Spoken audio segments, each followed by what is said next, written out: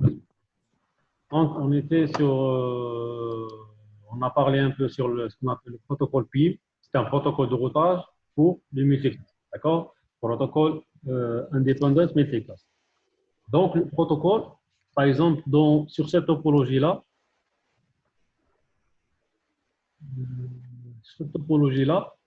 si je veux utiliser le multicast entre ce client R1 qui est le récepteur et le R2, c'est le serveur de streaming,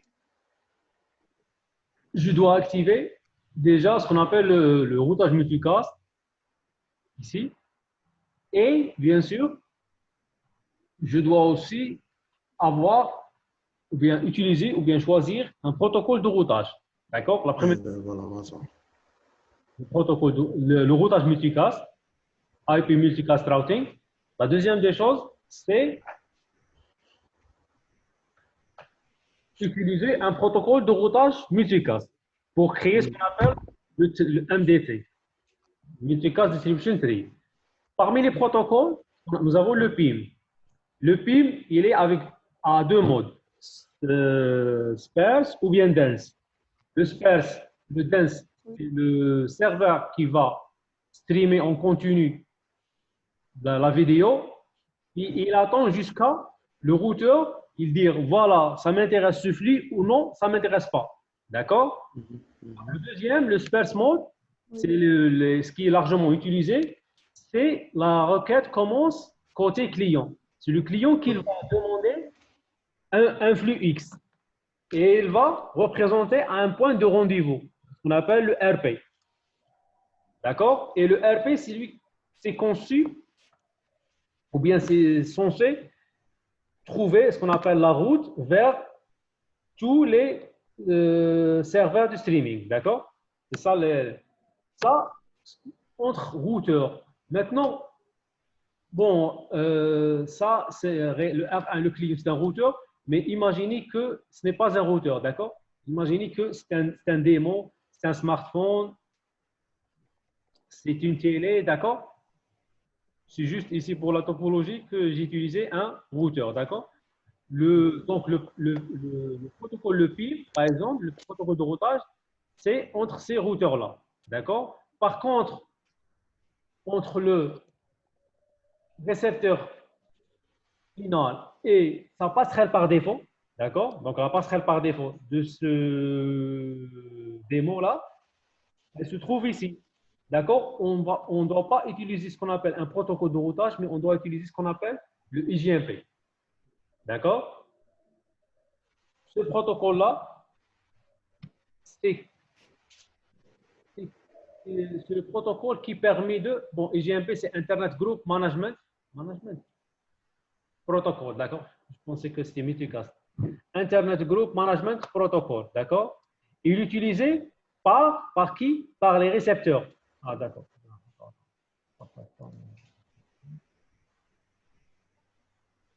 Voyez maintenant la présentation.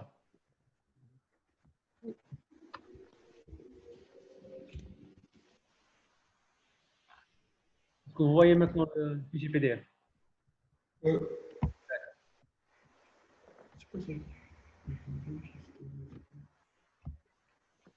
Donc, le IGMP, Internet Group Management Protocol, est utilisé entre les récepteurs et ça passerait par défaut. Directly Connected Router. D'accord? Pour informer, ça passerait par défaut que je suis un client et je veux accéder à cette chaîne-là. Ça veut dire, ça m'intéresse accéder à cette vidéo-là ou bien ce groupe multicast. D'accord? Donc, c'est ça l'intérêt d'utiliser le utilisé par IPv4, donc IGMP, pour IPv4. Nous avons le même protocole pour IPv6, c'est le MLDP. D'accord? If you learn about one, you have learned about the other. Maintenant, par les messages du IGMP, nous avons 4 messages. Donc, le IGMP sont des messages envoyés par le récepteur ou bien par le client pour La première des choses, membership report. Ça veut dire quoi, membership report? Ça veut dire un join. Ça veut dire le client, il demande à sa passerelle par défaut ou bien à son routeur qu'il s'intéresse à un groupe de multicast. On appelle ça ce qu'on appelle un membership ou bien un join. C'est un message envoyé du client vers sa passerelle par défaut pour demander un flux d'une adresse multicast. D'accord? La deuxième des choses, c'est membership query. General membership query. Le routeur demande si les clients ils regardent toujours ce flux ou pas. Donc, la première des choses, c'est le join, la demande du join. Une fois que le flux multicast est en circulation, après certain temps, le routeur, à chaque fois, bon, le routeur, c'est toujours la passerelle par défaut.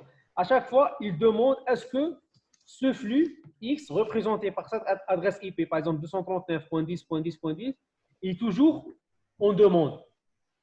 D'accord? Est-ce qu'il y a toujours la demande par rapport à ce flux-là? Il envoie General Membership. La troisième type de message, c'est ce qu'on appelle Leave Group. Ce Leave Group, c'est toujours envoyé par le client dans la passerelle par défaut. Par exemple, si pour exemple, je suis chez moi, ma set-top box, la box IPTV, j'ai dit bien IPTV, pas le OTT, d'accord? Et j'éteins mon démon. J'éteins mon démon, il envoie un message de leave. C'est-à-dire quoi? Que je ne veux plus regarder ce flux-là. Donc, il va attendre un moment, le routeur, avant de supprimer ce flux-là, ou bien supprimer la route multicast vers la source de diffusion. D'accord? Donc, ça, le leave, c'est quand le client stoppe la vidéo ou bien quitte la vidéo. Un autre exemple, quand je zappe, d'accord? Je suis chez moi en train de zapper entre les chaînes. Ça veut dire quoi réellement? Quand je zappe d'une chaîne à une autre, c'est-à-dire que je vais quitter un groupe et rejoindre un autre groupe. D'accord? Donc, je vais envoyer un membership et après, je vais envoyer un leave. Ou bien un leave après un membership. D'accord? C'est ça le dernier type de message. C'est groupe specific query. C'est envoyé toujours par le routeur vers le client, pas la passerelle par défaut vers le client. S'il veut toujours regarder un flux, ou bien il a déjà quitté et il va le supprimer. D'accord? C'est une confirmation du routeur vers le client. Est-ce qu'il est toujours intéressé par un flux X ou bien par un groupe multicast X? D'accord? Avant de le supprimer. D'accord? C'est ça les messages du IGMP. Nous avons déjà dit que le IGMP, entre le client et sa passerelle par défaut, et le PIM, un protocole de routage multicast, c'est entre les routeurs. D'accord? Bon, le MLDP, en général, il a presque les mêmes messages du IGMP, leave, join, etc. Donc ça nous intéresse. Query, listen report, don. Et membership spécifique. Maintenant, on a parlé un peu sur le protocole IGMP. On va parler au protocole de routage multicast. D'accord? C'est quoi l'intérêt d'avoir ou bien d'utiliser un protocole de routage multicast? C'est pour informer les clients ou bien les terminaux où se trouve la source. C'est ça l'intérêt du protocole de routage multicast. D'accord? Pour résumer d'accord? Donc, pour dire où se trouve who knows about whom, c'est-à-dire où se trouve la source. D'accord? Le multicast, bon, l'intérêt bien le résultat d'utiliser le protocole de routage multicast, c'est de créer ce qu'on appelle l'arborescence, ou bien MDT, le tri. D'accord? L'arborescence entre la source et le serveur, enfin la source c'est le serveur de streaming et le client, le récepteur. Bon, nous avons déjà parlé sur ça, c'est pour la création de l'arborescence. Nous avons deux modes, dense mode et sparse mode. Dense mode, ça veut dire la source qu'il va, on va dire, va bombarder les routeurs par le flux, sa propre flux, d'accord? Et maintenant, par rapport au routeur, de dire ou bien de répondre par rapport à ce flux-là. Est-ce qu'il est intéressé par, est-ce qu'il a des clients derrière ce routeur qui sont intéressés par ce flux ou non? S'il a des clients qui sont intéressés par ce flux, il va envoyer ce qu'on appelle les joins ou bien les joins à ce flux-là. S'il ne s'intéresse pas, il va dire non, ça ne m'intéresse pas, arrêtez de m'envoyer ce flux multicast. D'accord? Par contre, le deuxième mode, le sparse mode, c'est le client qui doit commencer ou bien initier ce qu'on appelle la requête ou bien la demande à un flux X. D'accord? Ce qu'on appelle triggered join. Des joins qui vont, ce qu'on appelle des joins déclenchés. Ou bien le join qui va déclencher la création de cette arborescence. D'accord? La demande join, d'accord? Ça commence par un join IGMP. Après, le premier routeur ou bien la passerelle par défaut, elle va créer ce qu'on appelle le join PIM, protocole de routage, pour créer, en arrivant jusqu'à ce qu'on appelle le point de rendez-vous. Après, le point de rendez-vous, on va arriver jusqu'à la source de la vidéo. Donc, à la fin, on aura ce qu'on appelle l'arborescence ou bien la tri. Il y a un mécanisme très important de vérification, ce qu'on appelle RPF, Reverse Path Forwarding. C'est une vérification pour éviter les boucles de routage dans un réseau multicast qui utilise le multicast. Bon, est-ce qu'on doit parler de ça? Reverse Path Forwarding. Bon, je vais vous partager la topologie. On va parler de ça. Vous voyez maintenant la topologie? Le RPF, c'est un mécanisme utilisé, bon, lorsqu'on est en multicast, il est obligatoirement utilisé, d'accord? C'est pour vérifier réellement le résumé de ce RPF, c'est de vérifier est-ce que, parce que ici nous avons la source toujours, nous avons ici la destination, d'accord? Ou bien le client. Désolé. Ça, c'est la source. Ça, c'est le client ou bien le demandeur. Bon, il va envoyer une requête IJMP. Ça passerait par défaut. Après, les routeurs, ils vont faire passer ce qu'on appelle les messages du PIM en cherchant le RP jusqu'à le RP. Après le RP, il va acheminer ça jusqu'à la source. Maintenant, le RPF, ça veut dire quoi? C'est de vérifier est-ce que, ou bien si, le port de la le port source de ce récepteur est toujours le bon source destination pour ma table de routage. Ça veut dire quoi? Supposons que la requête, elle est passée par ces routeurs-là, en arrivant jusqu'à le routeur, ici, la source, par cette interface-là, par exemple. D'accord? C'est quoi cette interface-là? C'est, par exemple, face Ethernet 1.0. D'accord? Le RPF check, ou bien la vérification RPF, c'est de quoi? Il va vérifier sur sa table de routage.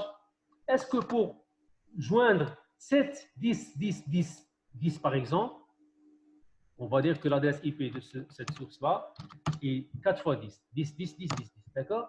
Est-ce qu'elle est toujours sur cette interface face Ethernet 0.0? Ou bien il a une autre meilleure route, par exemple, vers la face Ethernet 0.0. D'accord? C'est ça ce qu'on appelle le RPF check. D'accord? Pour éviter les boucles de routage. D'accord?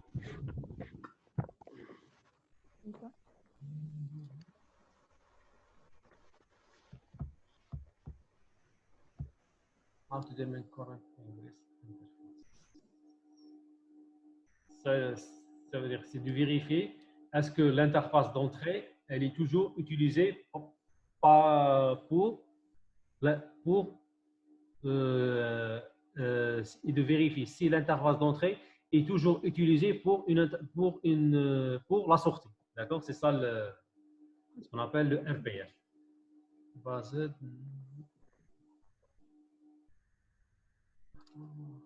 va parler ce qu'on appelle avant d'arriver sur ce qu'on appelle le PIM Sparse Mode, ce qu'on va utiliser, on va pas utiliser ce qu'on appelle le PIM Dense Mode, on va utiliser le Sparse Mode. Le PIM, c'est un protocole de routage. Le P,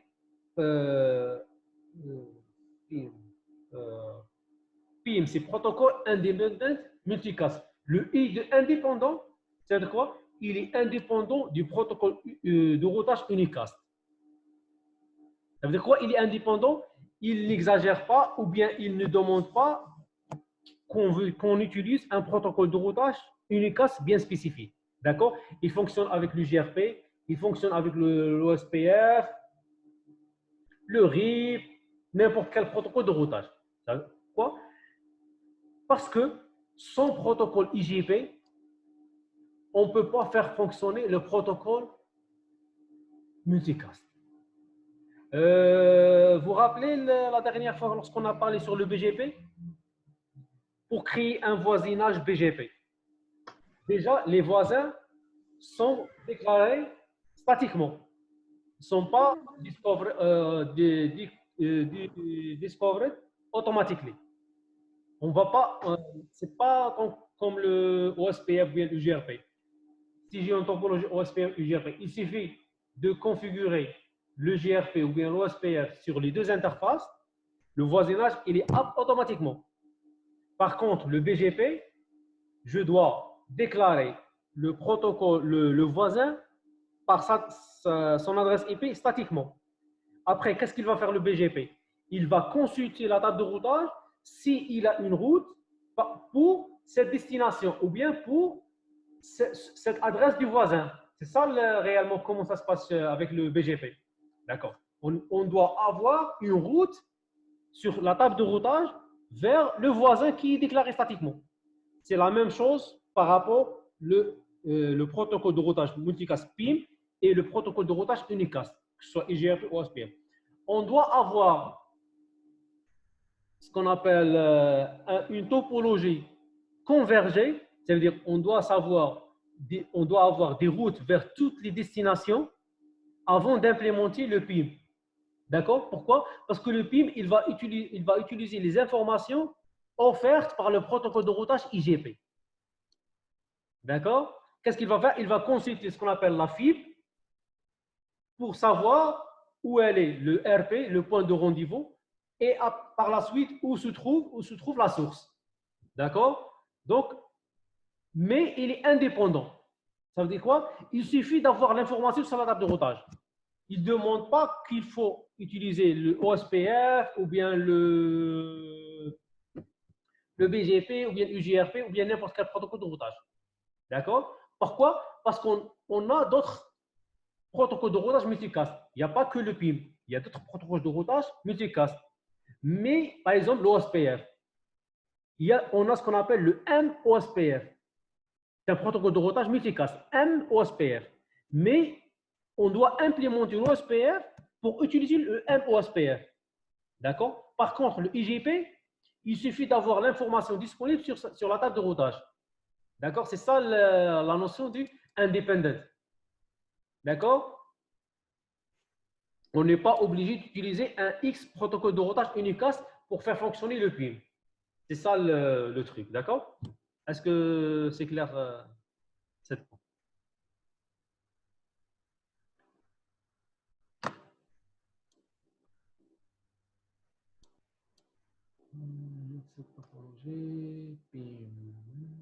Bon, le PIM, nous avons déjà dit que le PIM, il est en sparse mode et dense mode.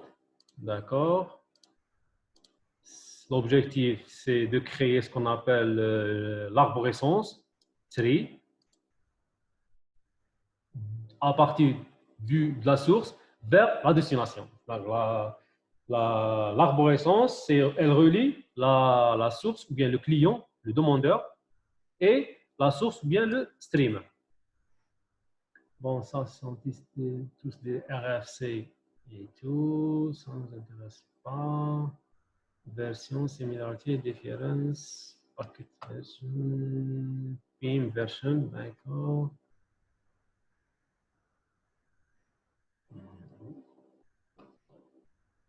Maintenant, on va pas.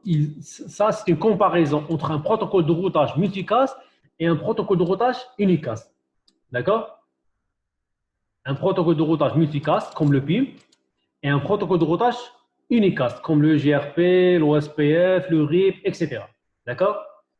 Les deux, ils utilisent ce qu'on appelle Dynamic Neighbor Discovery, un voisinage découverte automatique ou bien découverte automatique des voisinages, dynamique, découverte dynamique du voisin.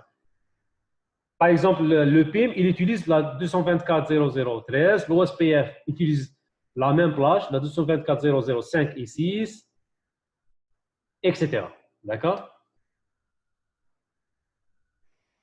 Has an information learned via PIM has an expiring timer. Il y a toujours un compte à rebours, par exemple, pour les voisins. Ça, c'est clair. Par exemple, si un voisin avec un... Je ne reçois pas des paquets hello d'un voisin OSPF ou bien UGRP pendant le paquet hello, supposons que le timer il est à 10 secondes. Si je ne reçois pas des messages 3 fois 10 secondes, ça veut dire 3 fois paquet hello, le voisin est déclaré comme dead. Nous avons le hello timer et le dead timer. Donc, le voisinage, il est down. C'est presque la même chose pour le PIM. Il a toujours il utilise toujours ce qu'on appelle des timers. Même pour des timers pour les voisins, ça concerne le PIM. Et même pour les routes. D'accord? La différence entre les protocoles de routage multicast et unicast. Les IJP care about destination. C'est-à-dire quoi? C'est-à-dire si le protocole de routage unicast prend en charge la destination. C'est-à-dire lorsque le routeur reçoit un paquet, il va vérifier quoi? Qu'est-ce qu'il va vérifier déjà? Il va vérifier l'adresse IP de destination. Il ne s'intéresse pas à la source. Un routeur, il ne s'intéresse pas à la source. Il s'intéresse beaucoup plus à la destination. C'est ça l'intérêt d'utiliser un protocole de routage. Il va vérifier l'adresse IP de destination et il va consulter sa table de routage. C'est ça. Lorsqu'il trouve une destination, il va l'acheminer vers le encapsulé, après la réacheminer vers l'interface de sortie. C'est ça. S'il ne trouve pas, il va abandonner le paquet. Par contre, le PIM prend en charge les destinations et la source. Parce que déjà, on a vu avant ce qu'on appelle le RPF check. C'est-à-dire, ce client, ce terminal, ou bien ce récepteur, et il veut joindre quelle destination ou bien quelle source. D'accord? Donc, il prend les deux en considération, la source et la destination. Rely on a host receiver or source server to trigger any PIM information exchange. Donc, il a des timers par rapport au récepteur et par rapport à la source. D'accord? Ça veut dire quoi? Ça veut dire j'ai une demande d'un client vers une source. J'ai envoyé un EGMP join, après un PIM, un join PIM, etc., etc. On a créé l'arborescence. Après, d'un seul coup, le client arrête, il s'arrête de consulter cette vidéo-là. Ou bien la source arrête la diffusion. Donc, dans les deux cas, cette route-là, ou bien l'information par rapport à cette route-là, sur la table de routage multicast, elle va être supprimée après un timer de 3 minutes environ. D'accord? Donc, c'est ça, ça veut dire relay on a host, the server or source trigger PIM in information exchange. S'il y aura des changements, que ce soit par rapport à la source ou bien par rapport à la destination. D'accord? Troisième point, populate the mRoute table. Ce qu'on a dit avant, le protocole de routage normal, dynamique ou bien même statique, unicast, pour consulter sa table de routage, on fait shell IP route. Parce que le protocole de routage, il alimente, ces informations sont enregistrées sur la table de routage. C'est ça, shell IP route, sur les équipements Cisco. Par contre, le protocole de routage multicast, tel que le PIM, pardon, il populate, ces informations sont enregistrées sur ce qu'on appelle sur le mRoute. Pour la consulter, on ne fait pas shell IP route, mais on fait shell IP mRoute.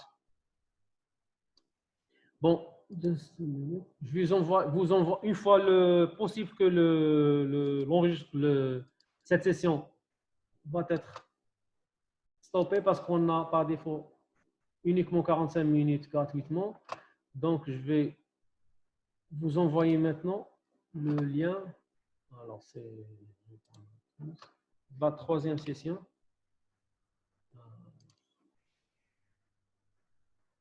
Ça commence à meeting.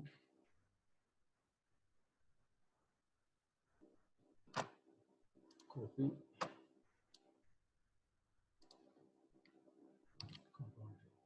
C'est bon. On revient maintenant. Donc, populate the mRoute table. Donc, le PIM, il va alimenter la table de routage multicast. Perform RPF by default. By default, ça veut dire quoi? Bon, pour les IGP, les protocoles de routage, on a le choix de faire ça. Ce qu'on appelle reverse path forwarding check, bien vérification. C'est-à-dire vérifier est-ce que la meilleure route pour la source, elle est d'où je reçu ce message-là. D'accord? Par contre, le RPF, c'est pas le RPF, le PIM, il fait ça automatiquement. D'accord? Par contre, pour les IGP, par défaut, il ne fait pas cette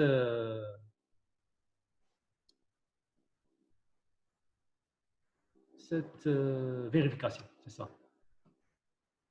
D'accord? Cannot work alone. Require IGP. C'est ce qu'on a parlé avant. Donc, les informations sur le PIM ou bien la table de routage PIM, on est obligé de passer par un IGP. On est obligé de trouver les informations sur une table de routage unicast pour créer ce qu'on appelle la table de routage multicast. D'accord? Donc, il dépend toujours d'un protocole de routage multicast. C'est comme on a déjà cité l'exemple du BGP et le voisinage. Quand je déclare un voisinage statiquement, le BGP, il va chercher sur la table de routage, est-ce que j'ai une route pour ce voisin qui est déclaré? S'il trouve, il va créer le voisinage, après vérifier d'autres paramètres, bien sûr. S'il ne trouve pas, il va être ce qu'on appelle en idle. D'accord? Un truc très important, ce qu'on appelle le point de rendez-vous, ou bien rendez-vous point. C'est très important par rapport au protocole PIM, surtout lorsqu'on est en sparse mode. Parce que lorsqu'on est en dense mode, ça ne pose pas de problème. Pourquoi? Parce que c'est la source qui va initier la diffusion lorsqu'on est en dense mode. Par contre, en sparse mode, pardon, en sparse mode, c'est le client qui doit initier ce qu'on appelle par un join. Il demande de joindre un groupe de multicast, c'est-à-dire il demande une chaîne, il demande un flux vidéo. D'accord? Donc là, qu'est-ce qu'on a? On a ce qu'on appelle le PIM. Enfin, ce n'est pas le PIM. On a le RP, rendez-vous point, un point de rendez-vous. Je vous partage le DNS. Par exemple, pour notre cas, j'ai utilisé ce routeur en tant que RP, rendez-vous point. Ça veut dire quoi? Oui, je sais. J'ai déjà envoyé le mail pour la quatrième session, notre session. J'ai déjà réservé, ça commence normalement à midi. Une fois se termine ici, je vais ouvrir d'accord, notre session. Normalement, on peut terminer ça dans 5 minutes, cette partie-là du PIM. Donc, le RP, c'est le point de rendez-vous, c'est de quoi? Parce que par défaut, donc, on sait bien que la source, enfin, c'est pas la source, la demande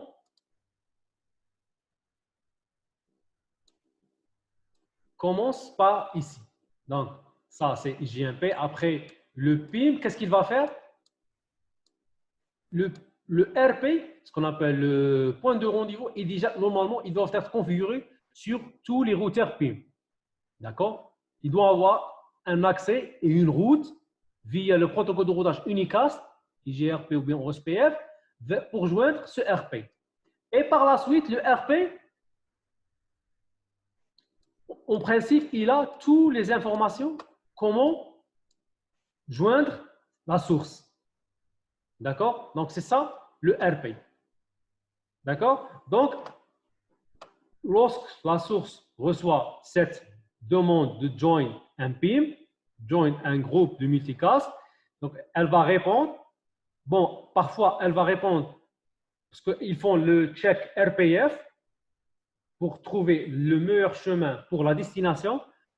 Peut-être que le chemin de retour, bon, c'est fini ça. Supposons que le chemin d'arrivée est par ici. Après la vérification du RPF, peut-être que le chemin de retour, c'est par ici.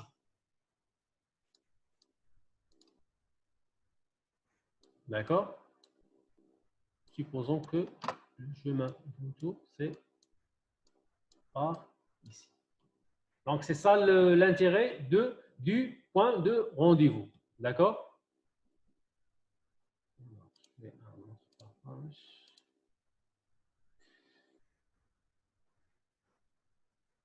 Maintenant, comment le routeur sait ou bien va être informé par rapport au point de rendez-vous? Donc, nous avons plusieurs méthodes. Soit on va la déclarer statiquement. Bon, le RP, il est échangé dans les messages du ping. D'accord?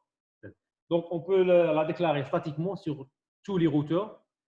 Nous avons d'autres méthodes automatiques.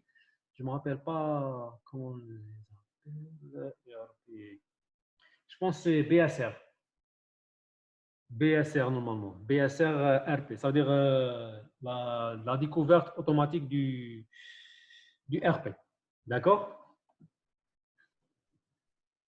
Je vous invite je vais fermer ce meeting pour qu'on commence, parce que maintenant ça commence déjà, on va commencer la configuration, comme ça on aura beaucoup de temps, d'accord? Alors, on se trouve dans l'autre